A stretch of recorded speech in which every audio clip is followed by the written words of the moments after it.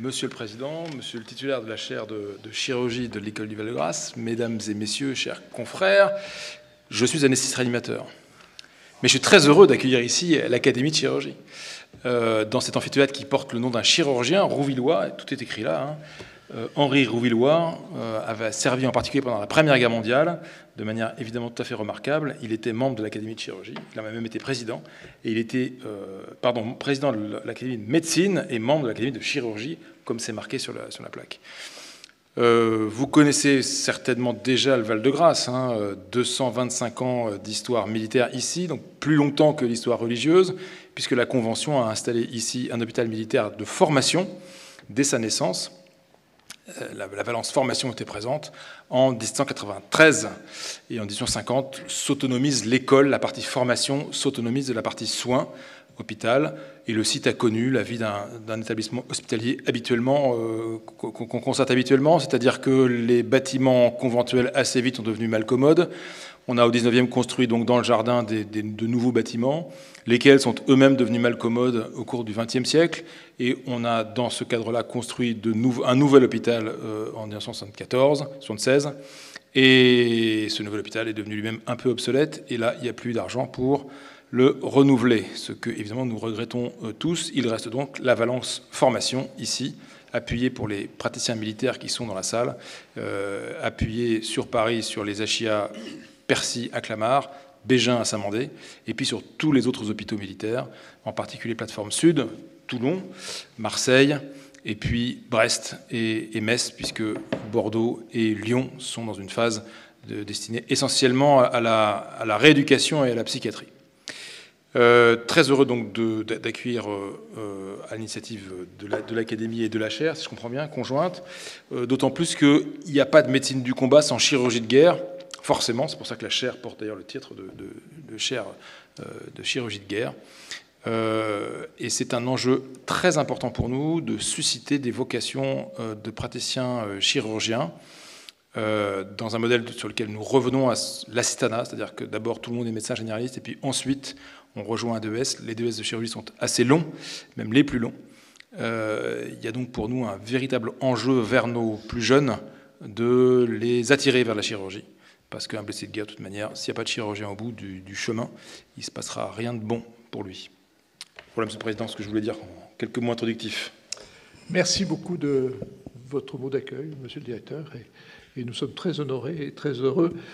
En plus, c'est notre dernière séance, donc on finit de façon magistrale. Merci beaucoup. Je vous en prie. Vous voulez dire un petit mot? Oui, je peux un petit mot. Oui.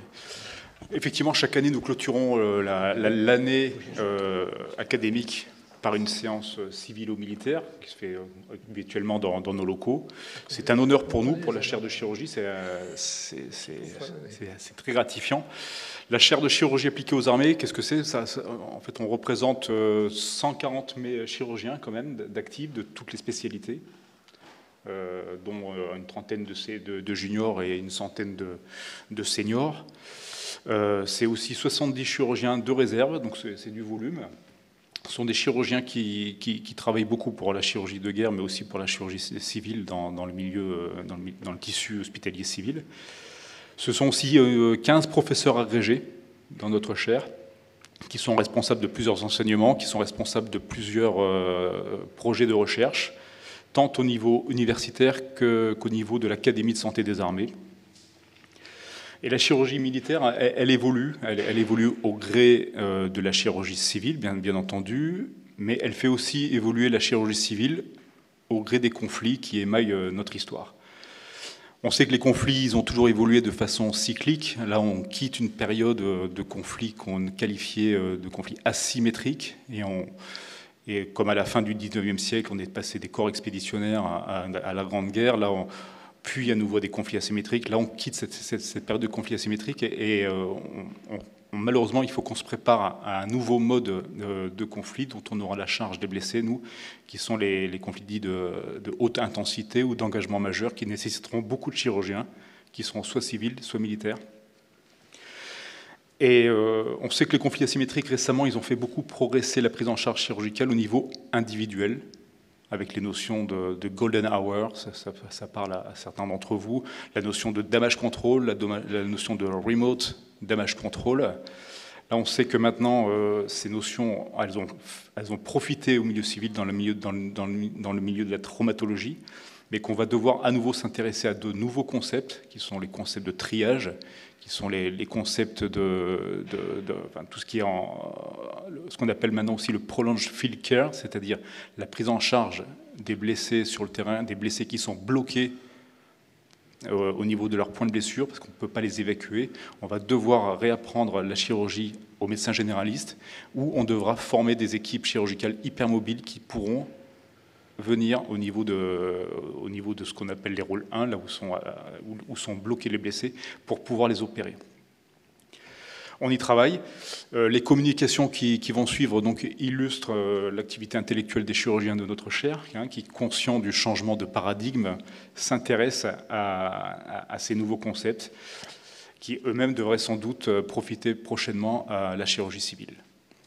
Monsieur le Président, maintenant que j'ai introduit la chaire de chirurgie, je vais peut-être vous laisser ouvrir Merci, Général. la séance. Donc la séance est reprise, puisque vous savez que les séances de l'Académie de chirurgie ne se terminent jamais, et donc à la fin, ça ne sera que suspendu.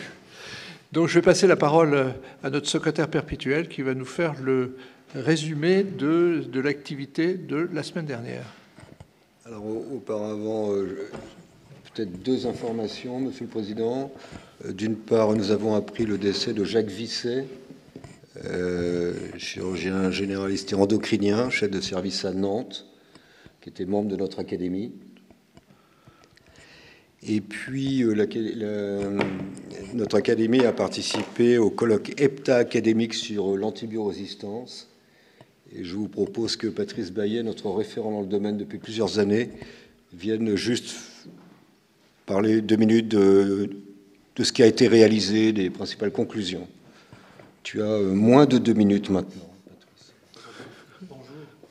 Donc, je voudrais vous informer de la place que prend l'Académie de chirurgie dans la prévention de l'antibiorésistance et donc le bon usage des antibiotiques. L'Académie a pris une place dans la prise de conscience nécessaire des chirurgiens dans ce domaine. Nous avons un peu de retard. Et il se trouve que l'Académie de chirurgie appartient également à l'Heptacadémie qui réunit, dans le cadre de One Health, les académies de médecine, chirurgie, pharmacie, sciences, dentaire, vétérinaire, agriculture. Et dans ce cadre-là, le 12 juin, nous avons participé au colloque de l'Heptacadémie. C'est un colloque biannuel qui fait le point sur la situation de l'antibiorésistance avec ses différents aspects très scientifiques et puis également très, je veux dire, terre à terre, et l'implication donc des médecins, des chirurgiens dans l'introduction de l'antibiorésistance et de cette conscience que nous avons tous un rôle à jouer dans la prévention de l'infection associée aux soins et dans la prévention de l'antibiorésistance. Ce colloque a été extrêmement riche. Nous avons eu une place assez importante parce qu'en définitive, nous avons parlé de la place que peut prendre l'antibiorésistance dans le cadre de l'enseignement, notamment la formation des jeunes chirurgiens, qui est une des préoccupations importantes de l'Académie. Il y a eu donc, à la suite de ce colloque, un compte-rendu avec des recommandations qui sont accessibles à tous. Et je terminerai en vous informant que l'Académie a créé un groupe de prévention des infections associées aux soins et de l'antibiorésistance qui a monté une enquête dont la diffusion est relancée encore actuellement, une enquête qui a bien marché, puisqu'on a déjà plus de 150 réponses, et qui est destinée à apprécier la place que les chirurgiens considèrent avoir dans ce domaine de la lutte contre l'antibiorésistance et donc le bon usage des antibiotiques, puisque c'est complètement lié. Voilà, je vous remercie. Merci. Merci beaucoup. Et c'est une réalité qui est importante, et en tant que chirurgien orthopédiste, qui est un véritable problème sur le matériel prothétique. Je passe maintenant la parole à notre secrétaire perpétuel sur le compte-rendu de l'innovation au service de la chirurgie, de la précision chirurgicale pour les ophtalmos. Voilà, la séance de la semaine dernière a été consacrée à l'ophtalmologie, coordonnée par Jean-Pierre Rosenbaum, l'innovation au service de la précision chirurgicale. Elena Goffas de Tokyo, l'imagerie de la rétine, la dynamique cellulaire à l'œuvre dans l'inflammation. Le défi est d'améliorer l'imagerie in vivo dans la dégénérescence de la rétine. L'utilisation du microscope confocal associé au contraste de phase et l'autofluorescence permet d'identifier les cellules ganglionnaires et microgliales et suivre leurs mouvements, notamment chez les patients ayant des scléroses en plaques, qui est un bon modèle qui permet d'identifier des infiltrats inflammatoires périveineux et surtout leur évolution clinique et histologique dans le temps. Il s'agit d'améliorer la confrontation anatomoclinique. Dominique Monet de Cochin, chirurgie micro-invasive de la cataracte, apport et dernières avancées de la phacoémulsification. Introduite en 1967, la phacoémulsification a révolutionné la technique. Il faut respecter la cornée au mieux et la capsule. L'incision cornéenne est passée de 10 à 2,2 mm, et pour la phacoémulsification, le maintien d'une pression fluidique constante et la diminution de l'énergie délivrée diminuent l'agression tissulaire. Une opération de plus en plus sécurisée. Marc Muren de Rouen, évolution technologique en chirurgie du segment antérieur de l'œil. Gadget ou réel progrès. L'exemple du microscope 3D. La microscopie 3D conduit à suivre l'intervention sur écran et pas au microscope, dont la définition est inférieure à celle de l'œil humain.